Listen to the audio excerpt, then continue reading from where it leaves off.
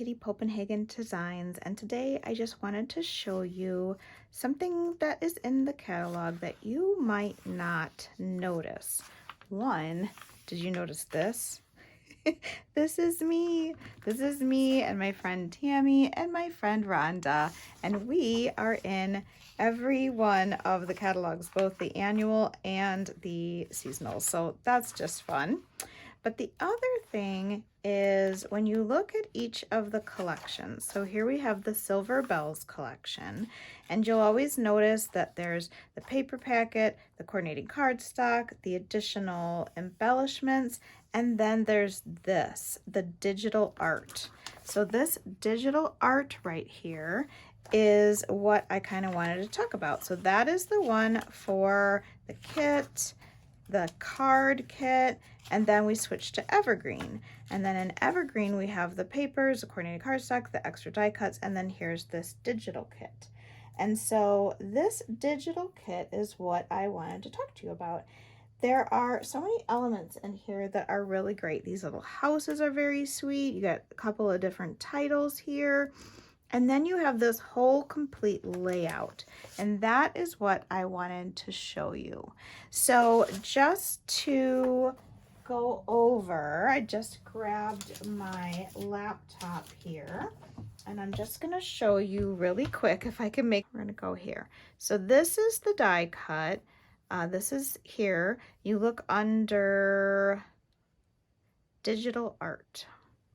So when we click digital art, you're going to see that all of these are things that you can purchase. So the Evergreen one here, I click on it, it's $9.95. I add it to the cart. Once I've purchased it, and let me just sign in really quick here. Once I've purchased it, I'm gonna go to my account and I'm gonna go over here to Digital Library. And in my digital library, you'll see I have all of these collections that I've purchased. So I'm not 100% sure that I've downloaded this one, so I'm just going to go ahead and click download. And then you'll see I can open up my file. And then when I have that, you'll see here all of the items. Now what I tend to do is I minimize this. I pull up my Cricut. I just finished cutting this. I'm going to go to the home page and I'm going to go to new project. Yes, I do want to continue. And from here, I'm going to choose uploads. When I choose uploads, you'll see here I've got all of the images from that collection. But here I'm going to choose upload image. Then I'm going to minimize this so that I have two screens here, and I'm going to click browse. Actually, let me see if I can just grab this here and drag it in. Then you'll see I have this title and I can add a keyword. So what I tend to do is I'll add, this is Are We There Yet? I would type that in. And then I click upload and now it's saved. And here I have it right here. And so then I just go to upload an image. I grab the next item. Whoops. I grab this, drop it in. Wait, I didn't select it. Oh wait, I don't want that. That's the images that I can print, but here's one. Drop that in. Now you see I have this little border. Click upload. And now there it is. Let me grab like the camera. I'm going to screw myself up here. Whoops. Whoops. I gotta hit upload again. So it is a little tedious. I do tend to do this when I'm sitting in front of my TV or something, but that's how you're gonna load all your images. And then when you have one that, let me go back to my Cricut. When you have a new project up and I want to click, I'll go to my uploads and let's say I wanna do this. I'm going to add to canvas, and you'll see I have this whole image set here. I don't know why I can't make this smaller. I thought I could. But this is this whole layout here. And so when I click make it, sometimes it'll tell you your images are too large. What I usually do is I just click my, oh, you know what? I have to ungroup. And then I can click this image and just get rid of that piece of paper and get rid of that piece of paper. I'll get rid of this, although I do want to make note that this is an 8x7. So I want to know that because I'm going to end up cutting that. I get rid of this and I get rid of this because I don't need to know what those are. I can cut those with my paper. Then I click make it.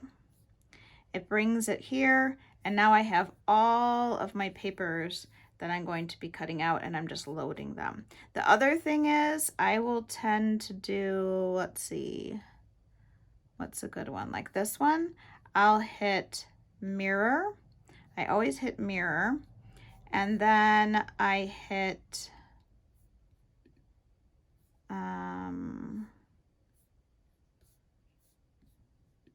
I'm editing. So I will turn these and line them up how I want them to be so that I get the most out of my cuts. So I'll just keep moving these around and I'll line them up so that they are better when I go to make it. So hopefully that is helpful.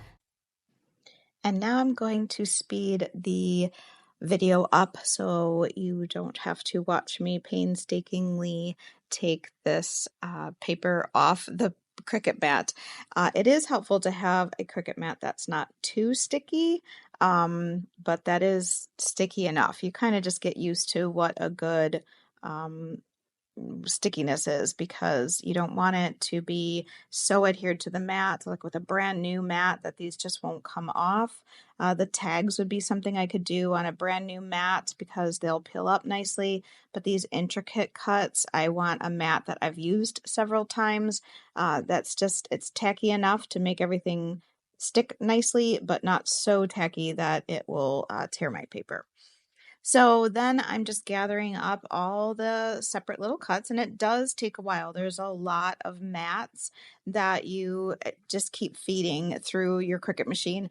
I tend to set mine up while I'm maybe doing something else, and then every time one mat is done, I'll load the next one and then go on and do something else.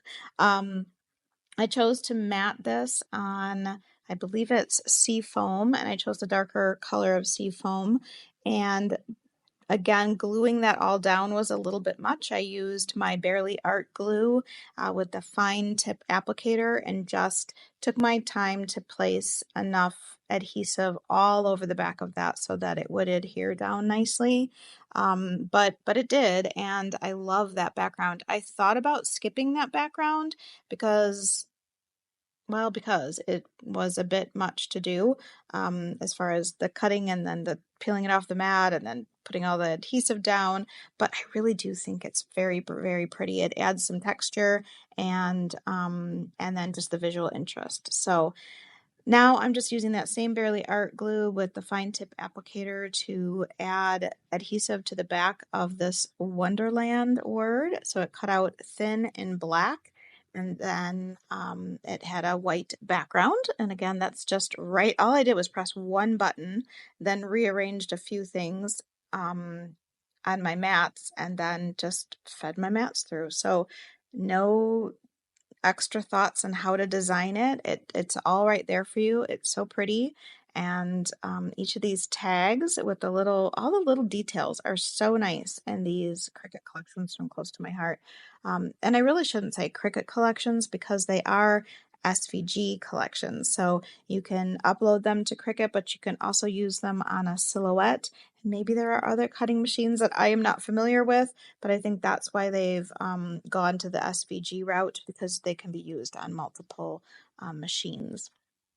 So I chose to not cut those background papers because they were simple squares or rectangles that I could just, instead of wasting too much paper on the Cricut, I could just cut them with my paper cutter.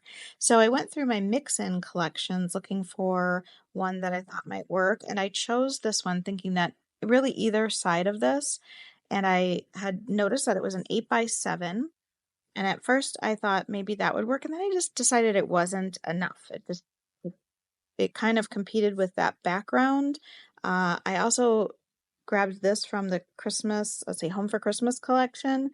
But again, I kind of thought that this, again, was maybe just a bit busy with the background from the Cricut cut, adding all that depth. And so I decided to go with the plain pine cardstock. So I'm just cutting a photo mat at 4¼ by 6¼ and then just kind of lining this up to see how this all looks and deciding that I needed that acorn background because it matched the tags on the other side and it just gave me more better background for that photo. So I'm just taking all the little pine leaves, and I think some of these pine branches are supposed to layer, but honestly, I just kind of felt like you got more bang for your buck by just using them individually and spreading them out a little bit more. So that's what I did. And then each of these little stars had a background and then gluing on the pieces. So yeah, there is a lot of little pieces, but I think that's what makes the layout really, really pretty. And all those little details really do make a big difference. So this is the Evergreen collection that I'm working with from Close to My Heart, or at least the Evergreen colors, because it's really the coordinating cardstock that I'm using. Now, the Cricut collections, when you see them, or the SVG collections, the digital collections, usually don't show any patterns to the paper. So they can be done totally with cardstock, which is a nice way to do that. But you could also, like I did with the one patterned paper, you can also add in elements of pattern paper. And had I thought of it, I probably would have used that same pattern on the other side for maybe one of the tags just to bring that pattern onto the other side.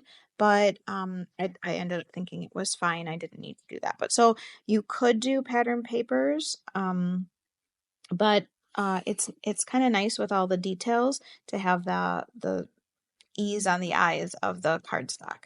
So I'm just gluing all these little pieces together, and just adding, I'm going back to the digital collection, the picture of what I used, and just using that as my guide for placing everything. And I really did follow it pretty much. The only thing I did, I switched out the tags on the left side. The green tag they showed on the bottom, and I just kind of liked the separation with the green scalloped border underneath the Wonderland. I just decided to change that, but I think that was the only thing that I changed. Yeah, so pretty easy. Once you get all the Cricut cuts done, you're just adhering. And it goes along pretty quickly, except that, like I said, there's a lot of little additions of gluing and putting things together. The little pine cones, all the little stars, all the little branches, but it's kind of fun. You're playing with paper and making something beautiful. And I ended up using some photos from an ice storm that we had last year in 2022. No, actually, I think it was February 2023. And I have never done a layout before with no people. So I don't have any people in this layout. I just used photos that I had taken with my iPhone for just the really, really cool ice that was all over everything, coating everything. And it really was a wonderland. It was beautiful. It did damage some of our trees and yeah, it was kind of, I think some accidents and things like that, but it was very pretty. I'm using my clear shimmer brush just to add a little bit of shimmer and sparkle to those stars. And I do end up adding a few gems as well. So I grabbed out, these are from the Silver Bells collection from Close to My Heart. And then I ran my journaling through my printer. I did a text block in my Pages, but you could do it in Word, and then sized my text block to the same size as my tag. And then I chose a color that was similar. I actually used on my Mac, I can use this little dropper that you can hold it over a color and then it picks up that color. I don't know if some of you know what I'm talking about, but it's really cool. But otherwise you just choose a color that looks like that pine green. And then I wrote out my journaling, ran it through on my regular printer paper. Then I took my tag, I kind of held it up to the light, and I adhered my tag right over the journaling and then ran that back through my printer, and it printed my journaling right exactly where I wanted it to on my tag. If that makes sense. If you have questions about that, you could let me know and I could try to help you with that. And maybe there's a better way of doing that, but that just works for me. I do hand journaling a lot too, but sometimes I just love to have this is kind of an elegant layout. So I just liked having the journaling done in the same color and with a pretty font and just, looks really, really nice. So I love doing that. Sometimes I just don't take the time to do it. I just get lazy. But yeah, and then I used my little Epson PictureMate 400 to print out some photos of that day into the evening of just all the icy covered, every blade of grass was covered with ice. It was just so unusual.